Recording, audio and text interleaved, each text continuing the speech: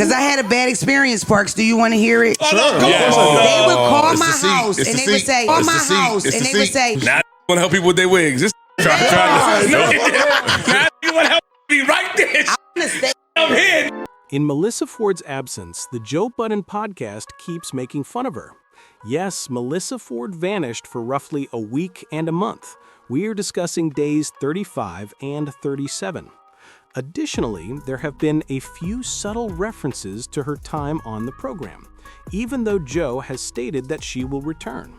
For instance, they were making fun of Mona's extremely raspy voice while discussing it. Mona continued by stating that she experienced trauma as a child. And you know what I say? Oh, that seat must be the cause. Brung a lot of traumatic things back to me. I had a bad experience, Parks. Do you want to hear it? Sure. They would call my house and they would say, Now, what is he hinting at? He is clearly implying that she is acting like a victim, just like Melyssa Ford once did. It's crucial to keep in mind that Melyssa Ford frequently exhibits this trait, doesn't she? Many viewers of the show appear to believe that she plays the victim, especially after she reported Flip to HR. Sent Mel to HR, like to talk to them before she went.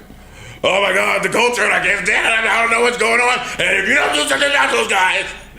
When she left HR, she was like, yeah, you know what? I think me and the guys can work it out. Her suggestions, I was like, you know what? On second thought, And further situations in which she plays the woman card by stating that she feels alone up there and that she frequently can't. We'll have to wait and see what happens when she returns, but I believe it didn't sit well with the cast. Will someone play the victim card? Or is this a victim card in the first place? Given that the ensemble is mostly male, Melyssa Ford may be feeling quite isolated up there and unable to express herself. And whenever she does, it just comes across as emotional.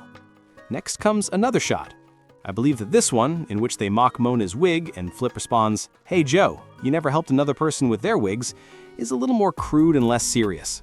I see, I want to assist folks with their wigs now. This is clearly a reference to Melyssa Ford, whose hair and wigs were once ridiculed by the show's viewers. Joe is effectively lending her a hand with her wig, but he didn't do the same for her. The amusing thing is that I believe you will constantly witness Joe assisting Mona with her wig. You will always see Joe happy as long as she continues to work.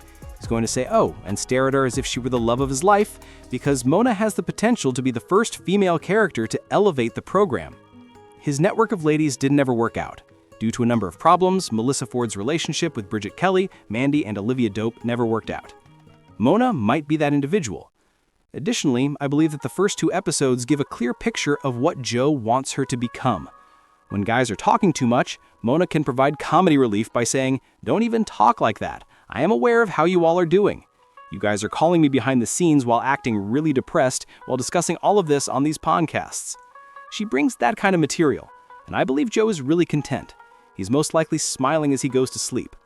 Joe Budden then ridicules her hoarse voice.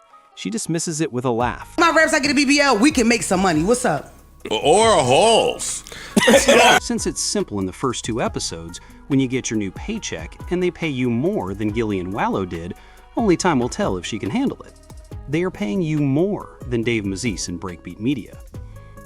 However, suppose that 4 or 5 months later, Flip cracks a joke that makes you say, "Dude, this is ridiculous. I detest this.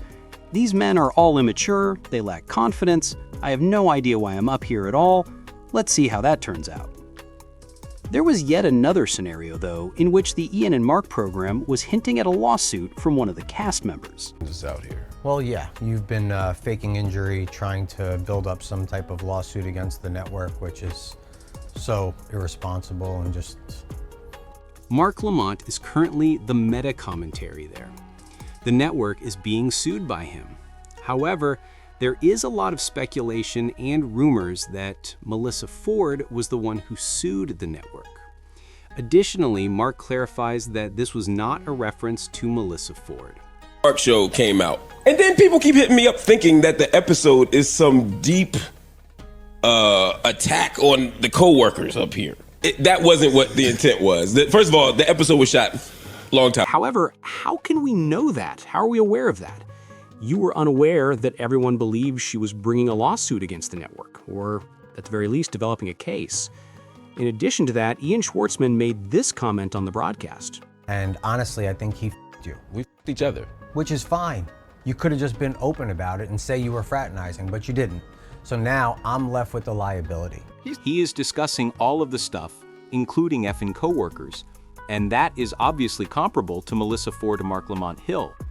Ian claimed that you either slept with a coworker or that you failed to disclose that you were doing so. We start talking about it.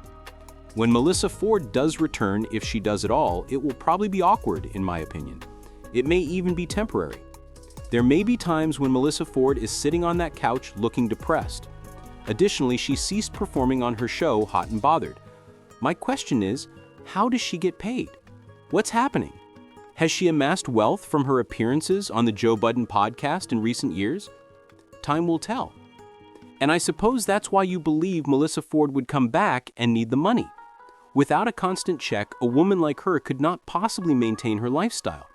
Furthermore, since she isn't doing Hot and Bothered or the Joe Budden Podcast, it's quite likely that she will return and collect the money if she doesn't face legal action. However, we'll see how everything works out. I'm interested to see what the topic turns out to be tonight. I may have to attend the discussion tonight, everyone. I believe it's time for me to purchase some tickets. Proceed there. Use 3D to do the science. Actually, I doubt I'll go, but it would be wise to see and experience how... She saw a clip of her on the chat tonight, so I'm down on the show. She made a crazy statement. She said that she had cheated on another man to demonstrate that she wasn't suitable for him and that he should go. But he stayed. It was also insane. However, the other members of the cast did not portray her as insane during tonight's discussion. They allowed her to speak. She was permitted to speak on the Joe Budden Podcast. It would just not be feasible. Perhaps Melyssa Ford is the correct person to blame, and the Joe Budden Podcast is the real problem. This is the theory of the real world. Recall that Dave Chappelle once discussed how a black man would appear insane in the real world since he was surrounded by white people with different cultural norms. They would therefore portray him as a strange man and make him appear deranged. Does Melyssa Ford's theory of the actual world only apply to women? Now, I'm aware that many men think, oh, daddy, you're being petty. You're attempting to act like a white knight. Give up attempting to save Melyssa Ford, but don't blame me for it, as Melyssa Ford dislikes my channel. She despises this channel, and I despise her remarks throughout her tenure on the show. Her commentary, in my opinion, is among the worst the show has ever seen. She is a little better than Ice, but the main point is that her appearance on the show has given it the level of exposure never before achieved by the program. Consider the visuals. Joe Budden and Melyssa Ford, the video vixen, are sitting on the couch. It's really wonderful to witness, and for that reason, the show becomes much more viral. Hell, if you look at the history of my channel, Melyssa Ford is included in the most popular videos. Thus, it is evident that people are interested in Melyssa Ford. It may have to do with the people she has dated. She may have been a video vixen at one point. It can be because she still has a nice appearance. Most likely that. But let's wait and see. However, I continue to find it odd that they are administering these vaccinations. And I understand that it's a comedy, but Melyssa Ford detests the victimization, the sleeping with coworkers, and the lawyer things. When someone stated she was playing victim, do you recall when she snapped on that so many times? I am not up here to represent every woman because I fucking can't. I cannot tell you how many times I have said that. Please, can I get a mother amen? Congregation. Y'all have heard me say I cannot represent all women up here. Insane. It sort of demonstrates the hierarchy there where they continue to roast even without her. Additionally, I believe Melyssa Ford would like a little more gratitude from the Joe Budden Podcast. She desires to feel valued and important. Additionally, I believe the Joe Budden Show is unwilling to give it to her. I doubt that Ish gives a damn, Ice doesn't seem to care, Parks doesn't seem to care, Flip doesn't seem to care. Since I don't believe Joe, hey, you're just one of the co-hosts on the show, is probably all anyone wants to say. Despite what you may believe, you are not superior to us.